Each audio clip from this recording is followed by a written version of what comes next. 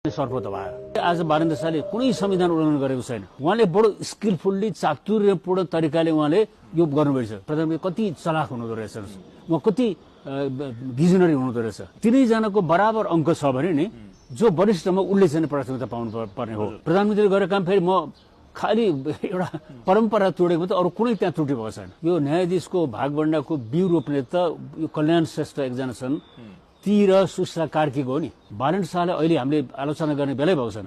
एक वर्ष त काम गर्न दिउँ न। म आफै त्यही ठाउँबाट आएको, म आफै 30 वर्ष वकालत गरेको कडा मुद्दामा। म त्यस्तो बोर्ड चाहिँ म युज गर्दिनँ, तारिफ लागेको बोर्ड चाहिँ। उहाँबाट त्यो कुरा आउनु 72 फर्केर हेर्नु पऱ्यो नि आफैले के गरिएको थियो।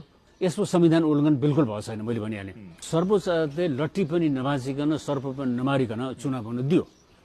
यदि त्यो सर्प मारिदिएको भए यो चुनाव हुँदैन थियो। सपना प्रधान मल्ल एउटा कम्पिटेन्ट जज हो। हेर्नुहोस्, बालनले केही चुक्यो भने त्यसलाई खुट्टा तान्छ भनेर बसिरहेका छन्। जति बालनले राम्रो काम गर्छ उति यिनीहरूलाई डाइ हुन्छ क्या। तिलप्रसाद श्रेष्ठ अहिले 6 जनामा लास्ट छ नि, वान अफ द बेस्ट जज थियो, वान अफ द बेस्ट क्या।